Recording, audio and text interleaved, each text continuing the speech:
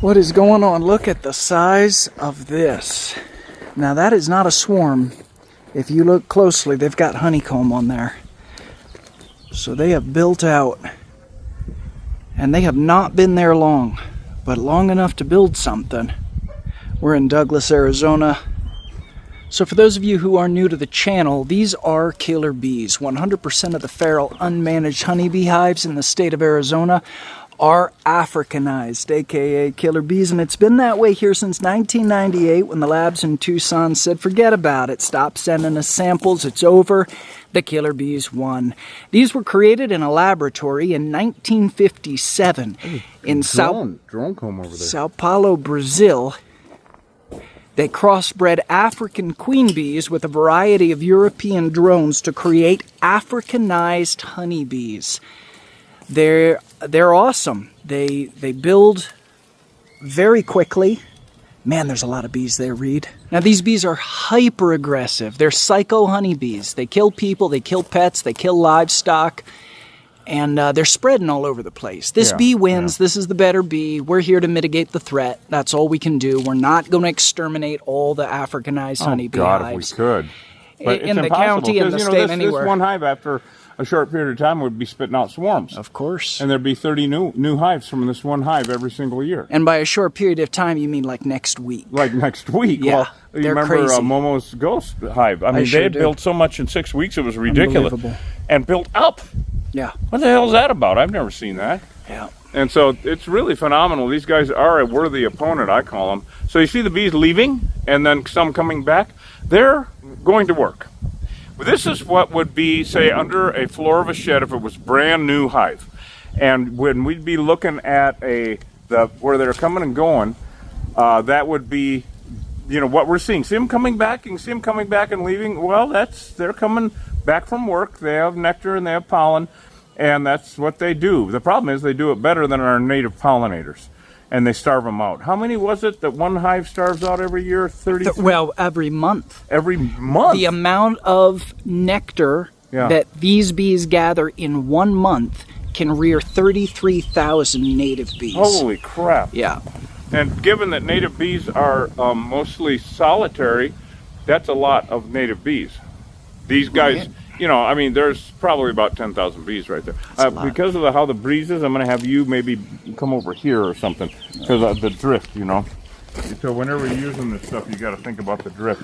So I'm going to start knocking them down, and we're going to do this so that it makes it safe for the hood. Oh, see them contracting?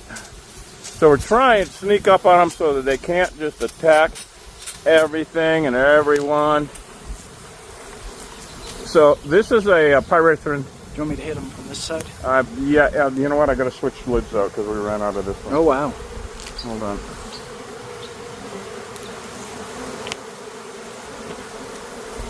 There you go. Okay, can you hit them from that side? Sure. There you go. Here, want me to hold that? There we go. So you see how they built the comb, guys? Okay, that's probably enough. We just want to keep, as they fall, we want to knock them down. You see all that comb? And you can even see from here how some of that comb on the right-hand side is bigger. The cells, those are for drones.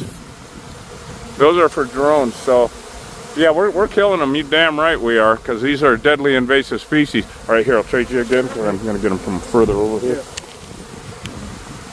Yeah, these things are, they don't belong here on the planet, to be honest with you. Yeah, they're actually invasive to planet Earth, these bees. They never existed before 1957. Now, obviously, we're spraying poison on this comb because we aren't harvesting it.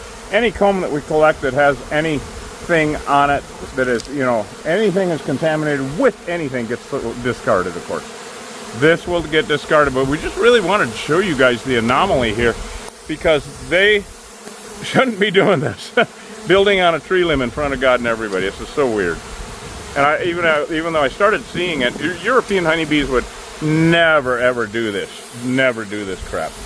Build out in front. You know what they do if it rains? People ask us that all the time. Because, look at that. It's right out in front to get the honey and everything. Well, the bees on the outside of the ball will all face up when they think it's going to rain. They will all face upward and actually act as they will point so that the rain runs down them. They create a shell. It's really cool, huh? They create a shell around the rest of the bees so that the water runs off of their backs. You know, it's like a shell with them all facing up because their wings go back along their body. Really amazing, actually. But, you know, to figure that out, to live out in front of God and everybody like that. Well, they're brazen. They are brazen. And they That's can, they're hussies. and they can be. They're hussies. They're brazen hussies, They and they can be, because if anybody disturbs them, they'll just all jump on them. They'll all attack and they'll kill. They'll kill whatever comes out. So they can do this. There's no need to hide. Look at that. Now, this pyrethrin goes inert in a few minutes, actually. It doesn't stay active. And that's a good thing about it, of course. But this is another removal successfully done before someone got killed.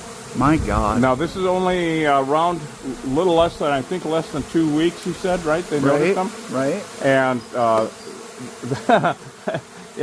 yeah, they built that. Now, we've seen them build a lot more in 2 weeks. We just never know what the hell they're going to do.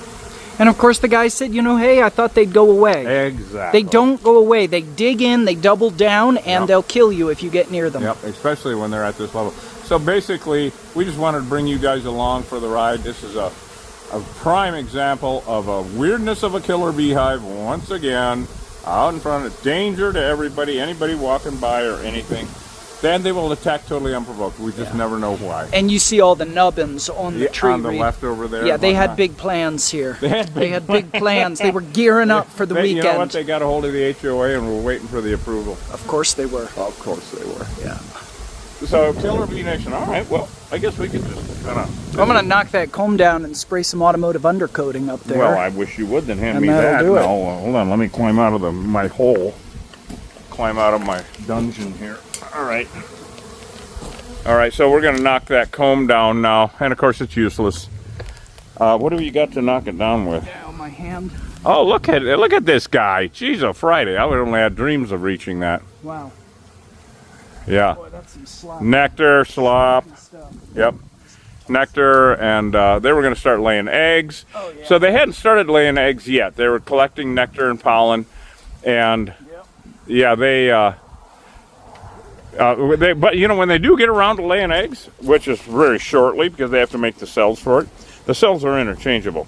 They can either lay eggs in them, have a brood comb where the babies are, or have nectar or pollen. So that when they start doing that, the queen will lay around 2,000 eggs a day. Yeah, no shit, huh? So now OSHA's going to try to spray some automotive undercoating on there. Now this is the stuff that masks the pheromones the best that I've figured out. Besides cutting the limb off, and I'm not going to do that right here. There's no reason. But put a good coating of that on there, host. So yeah, Killer Bee Nation. Boy, that was we just wanted to bring you along. Nice little. It's 100 degrees down here in Douglas already. It's supposed to be 106 on Sunday. God, I hope we don't get any calls down. Yeah, I mean 106. Cooling vests, yay! I mean we're alive. So anyway, we appreciate you guys, Killer Bee Nation. Go to killerbeeguy.com, get some honey. Have a wonderful weekend, a great Father's Day and all that.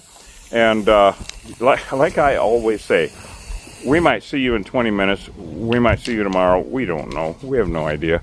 But it's a sure thing. These aren't going away. Weirdest job security in the absolute universe.